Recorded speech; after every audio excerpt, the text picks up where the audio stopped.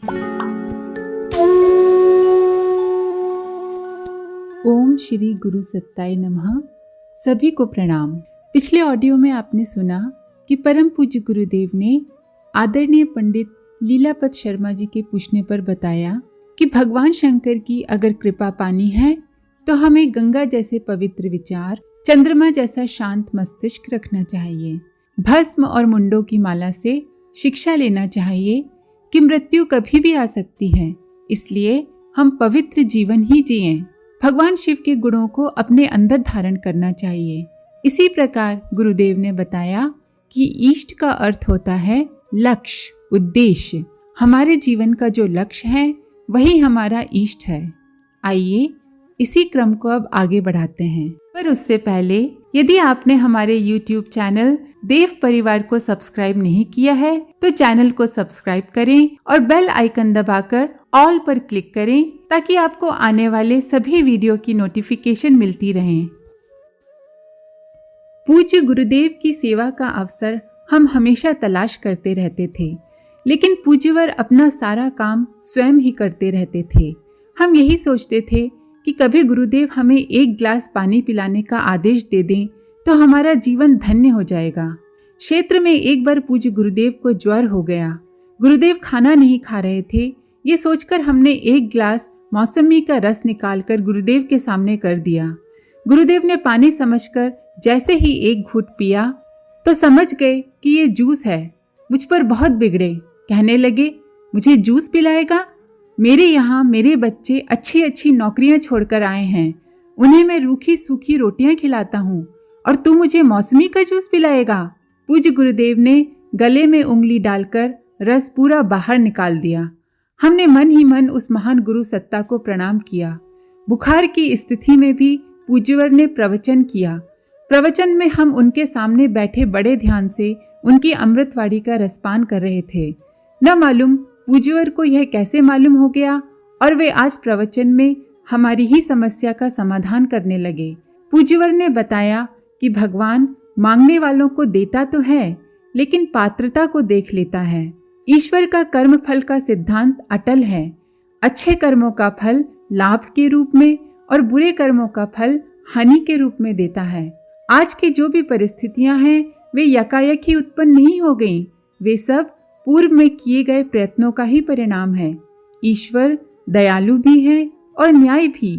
कोई भी व्यक्ति दयालु और न्यायी एक साथ कैसे हो सकता है? ईश्वर न्याय करता है, यही उसकी महान दयालुता है। ईश्वर का एक नाम नियम भी है। ईश्वर सब कुछ करने के लिए स्वतंत्र नहीं है, वह नियमों में बंधा है। वह न्यायाधीश है। किसी भी न्यायाधीश को ये छूट नहीं है कि वह कुछ भी दंड दे दे। ईश्वर दयालु इस दृष्टि से है कि जब वो देखता है कोई प्राणी अपने दुष्कर्मों के दंड स्वरूप दुख भोग रहा है और उसने इसे भली भांति समझकर मन ही मन प्रायश्चित कर लिया है, अपना रास्ता दुष्कर्मों से सत्कर्मों की ओर मोड़ लिया है, तो वह दयालु होने के कारण उस पर कृपा दृष्टि फेरता है और उसके दंड को कम कर देता है। दूसरा एक व्यक्ति अपने पूर्व सत्कर्मों के पुरस्कार स्वरूप सुख भोग रहा है, लेकिन भौतिक सुखों के मद में वह ईश्वर के न्याय को भूल जाता है और दुष्कर्मों की ओर मुड़ जाता है, तो ईश्वर उसके सत्कर्मों के पुरस्कार को कम करके भौतिक साधनों की प्रचुरता होते हुए भी उसे कष्टमय जीवन व्यतीत करने को विवश करता है। ऐसा करके ईश्वर अपने न्यायशील स्वरूप का आभास कराने का प्रयास करता है ताकि मनुष्य यह समझ सके कि ईश्वर न्यायी के साथ दयालु और कठोर भी है, सत्कर्मी के साथ दया और दुष्कर्मी के साथ कठोरता। यह ईश्वर का स्वभाव है, यही उसकी व्यवस्था है। आगे पूज्यवर ने एक उदाहरण देकर समझाया कि एक व्यक्ति एक संत के पास आया और बोला कि प्रभु, मैंने आज मंदिर में देखा कि एक सज्जन व्यक्ति मंदिर में आया तो उसे बड़े जोर से ठोकर लगी और उसके पैर में चोट लग गई। थोड़ी देर में एक दुष्ट व्यक्ति वहां आया और उसे मंदिर में 10,000 के नोटों का बंडल मिल गया। उसे लेकर वह प्रसन्नता के साथ चला गया। ये ईश्वर का कैसा न्याय है? संत ने उत्तर दिया, बेटा, जिस सज्जन व्यक्ति की बात तुम कर रहे हो उसके पूर्व कर्म तो इतने खराब थे कि उसका पैर ही कट जाना चाहिए था, लेकिन उसने अपना रास्ता बदलकर सत्कर्मों की ओर लगा दिया है, इसलिए उसका दंड केवल ठोकर से पूरा हो गया है। जिस दुष्ट व्यक्ति की बात तुम कर रहे हो, उस व्यक्ति के कर्म तो ऐसे थे कि उसे किसी राज्य का स्वामी होना चाहिए था, लेकिन दुष्कर्मों की ओर प्रवृत्त होने के कारण उसे 10,000 रुपए में ही संतोष करना पड़ा। पूज्य गुरुदेव ने हमारे मन में उपजी शंका स्वयं प्रश्न के रूप में रखी। कहने लगे, कुछ लोग पूछ सकते हैं कि ईश्वर का न्याय बहुत विलंब से क्यों होता है। यदि चोरी करने वाले का हाथ तुरंत कट गया होता तो लोग चोरी करना छोड़ देते। कुदृष्टि डालने वाले की आंखें तुरंत अंधी हो गई होती तो लोग कुदृष्टि डालना छोड़ गए होते। झूठ बोलते ही यदि व्यक्ति गूंगा हो गया होता तो लोग झूठ बोलना छोड़ गए होते। ईश्वर के न्याय में इतना विलंब हो जाता है कि कभी के किए हुए कर्म का फल कभी मिलता है। इससे ईश्वर के न्याय होने में शंका हो जाती है। समाधान करते हुए पूज्यवर बोले, समाज की सुव्यवस्था बनाने के लिए समस्त मर्यादाएं मनुष्य पर ही लगाई गई हैं। मनुष्य परमेश्वर का राजकुमार है, युवराज है, अतः उसकी गरिमा को बनाए रखने के लिए उसे सुधरने संवरने का अवसर ईश्वर बार बार प्रदान करता है। दुष्कर्मों से बचने और सत्कर्मों की ओर प्रेरित होने के लिए उसने मनुष्य को बुद्धि विवेक भी दिया है। जब ईश्वर ने इतनी विशेषताएं और अनुदान मनुष्य को प्रदान किए हैं तो वह उससे यह आशा भी रखता है कि वह उन अनुदानों का उपयोग कर दुष्कर्मों के परिणाम को समझे और उनसे बचे। दुष्कर्मों का दंड तुरंत देने से ईश्वर की महान दयालुता पर कलंक लगता है। ईश्वर सद्गुणों का समुच्चय है, अतः दयालुता के सद्गुण से ही वह वंचित क्यों रहे। इसी कारण मनुष्य को पुनः पुनः संभलने का अवसर प्रदान कर उसने अपनी दयालुता का ही परिचय दिया है। कोई ये चाहे कि हम परमात्मा के लिए कुछ न करें और परमात्मा हमारे लिए सब कुछ करता रहे तो ये संभव नहीं है। परमात्मा अपने युवराज मनुष्य को कृतज्ञ नहीं कृतज्ञ बनाना चाहता है। जब परमात्मा ने कृपा करके हमें मनुष्य जन्म दिया है तो हमें भी परमात्मा के युवराज होने के कारण उसकी मर्यादा और गरिमा को अक्षुण्ण बनाए रखने में अपनी सारी प्रतिभा और योग्यता लगा देनी चाहिए। भगवान किसी को कुछ देने से पहले यह देखता है कि इसने मेरे लिए क्या किया है। जिसने भगवान को कुछ नहीं दिया, भगवान उसे कुछ भी नहीं दे सकते, चाहे वो उसका मित्र, सखा, पिता अथवा माता ही क्यों ना हो। गरीब हो या अमीर, ये नियम सब पर लागू होता है। सुदामा कृष्ण के मित्र थे। महाराज श्री कृष्ण से सहायता मांगने के लिए जब द्वारका पहुंचे तो कृष्ण ने पहले उनसे चावल की पोटली ले ली, तभी उन्हें तमाम संपदा का स्वामी बनाया। पहले भगवान को देना होता है, तभी उससे कुछ प्राप्त होता है। जब हम दूसरों की, गरीबों की, असहायों की सहायता करते हैं तो उनके माध्यम से हम भगवान को ही दे रहे होते हैं। कौरवों की सभा में द्रौपदी की साड़ी खींची जा रही थी तो उसने शील की रक्षा हेतु आर्त स्वर में भगवान को पुकारा। भगवान ने पहले उसके कर्मों का खाता देखा कि इसने भी कभी मर्यादा की रक्षा के लिए कपड़ा दिया है। एक बार एक संत नदी में स्नान कर रहे थे। उनका एकमात्र वस्त्र नदी में बह गया। लज्जावश वे पानी से बाहर नहीं आ रहे थे। द्रौपदी वहां पहुंची तो देखा संत बहुत देर से नदी में खड़े हैं, बाहर नहीं निकल रहे हैं।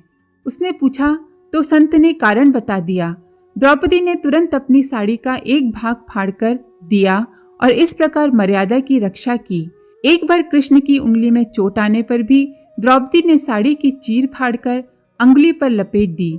उसके दिए हुए ये थोड़े से वस्त्र भगवान के बैंक में द्रौपदी के खाते में जमा रहे, जो ब्याज सहित इतने हो गए कि दुशासन खींचते खींचते हार गया, लेकिन साड़ी समाप्त नहीं हुई।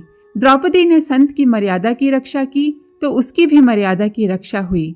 द्रौपदी ने उंगली की पीड़ा को समझा तो भगवान ने उसकी भी पीड़ा का हरण किया।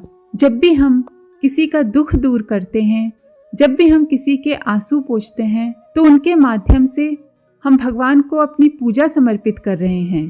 पूज्य गुरुदेव की ये बातें सुनकर हमें याद आया कि एक बार गुरुदेव ने कहा था कि गायत्री माता ने प्रसन्न होकर हमसे कहा था, बेटा मैं तेरी साधना से बहुत प्रसन्न हूँ, मांग। क्या मांगता है? हमने कहा, माँ हमको तो आपने स्वयं ही सब कुछ दे रखा है, आप हमें आज्ञा करिए कि हम आपको क्या दें। हमें आप देने का सौभाग्य प्रदान करेंगी तो हम अपने आप को धन्य समझेंगे। निश्चय ही माँ का प्यार और उसके अनुदान वरदान उसी को मिलते हैं जो माँ को देना चाहता है, जो दूसरों के माध्यम से दूसरों को सहायता करके आप जब किसी को भी कुछ देते हैं किसी की भी मदद करते हैं, किसी को रोटी खिलाते हैं, आप उस व्यक्ति के माध्यम से माँ को दे रहे हैं। जो माँ से सदा मांगता ही रहे उसे माँ निखट्टू कपूत समझती है। हमने उसी दिन समझ लिया था कि माँ से कुछ मांगना है तो बस यही कि हे माँ, हमें सद्बुद्धि देना ताकि हम सत्कर्मों की ओर प्रेरित होते रहें। हमने गुरुदेव से पूछा, गुरुदेव, क्या हम गायत्री माता से भोजन, धन, मकान, संपत्ति नहीं मांगे? पूज्यवर बोले, जो माँ तुम्हें प्रेम, दया, करुणा, सहानुभूति, सहृदयता के रूप में अनेक दैवीय गुणों की संपदा का भंडार प्रदान कर सकती है, उससे भोजन, वस्त्र, धन जैसी तुच्छ वस्तुएं मांगकर निकृष्ट भिखारी क्यों बनते हो? श्रम, पुरुषार्थ, योग्यता और लगन के गुण जिस व्यक्ति में होंगे वह स्वयं ही यह सब कुछ कमा सकता है। इसके लिए भगवान से याचना करना मनुष्य की गरिमा के विरुद्ध है। और फिर मनुष्य की मूल आवश्यकताएं इतनी कम हैं कि इन योग्यताओं के होते 8 घंटे काम करने वाला मनुष्य इनकी पूर्ति आसानी से कर सकता है। आज के लिए इतना ही। आप सभी का धन्यवाद। ओम शांति। हमारे YouTube चैनल को सब्सक्राइब करें और बेल आइकन को दबाकर ऑल पर क्लिक करें ताकि नोटिफिकेशंस आपको मिलती रहें।